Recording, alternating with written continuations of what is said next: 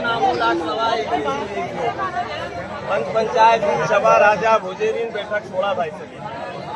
सगो सरदार भाई माथे रो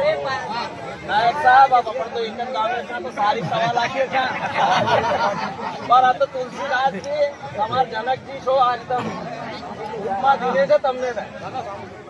धन धन है श्री जनक जी और धन्य हमारे भाग और धन धन है सी अजान की जो राम मिले फिर क्यों अब तुम तो जनक जी छो और हम कहीं से जो बताए जाते कबीरदास की गीत है कि सग्गा तुम दरियाव हो और मैं नदियों का नीर